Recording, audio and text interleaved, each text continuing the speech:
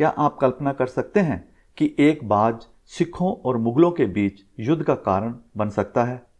शाहजहां की सेना का एक दल अमृतसर के पास गुमटाला गांव के आसपास स्थित शाही निजी शिकार क्षेत्र में शिकार कर रहा था। उसी समय गुरुजी के कुछ सिख भी वहां मौजूद थे। यहां पर गुरुजी के बाज ने एक विशेष और दुर्लभ सफेद बाज को मार गिराया, ये जाने बिना कि वह बाज फारस के शाह की ओर से शाहजहां को दिया गया उपहार था। कुछ ही देर में मुगल सैनिक वहां पहुंचे और अपने बादशाह का बाज वापस मांगने लगे, लेकिन सिखों ने उसे लौटाने से इनकार कर दिया। बात बड़ी, अपमानजनक शब्द कहे गए और फिर झड़प हो गई। अंततः मुगल सैनिक पीछे हट गए।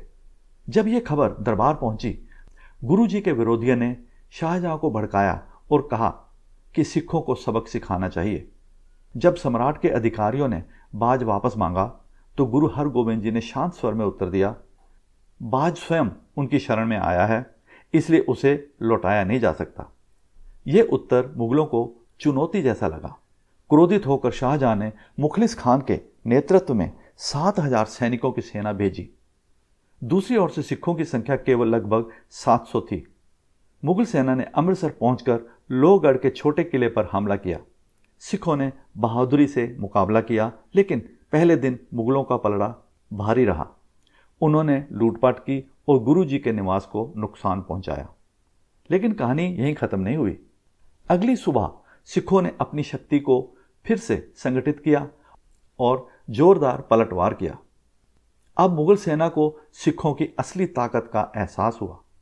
युद्ध के दौरान मुखलिस खान 2 बार पकड़ा गया और हर बार गुरु हरगोविंद जी ने उसे दया दिखाते हुए छोड़ दिया, लेकिन वह फिर लौटकर लड़ने आया। अंततः उसने गुरुजी को आमने सामने की लड़ाई की चुनौती दी। गुरुजी ने उसे पहले वार करने दिया।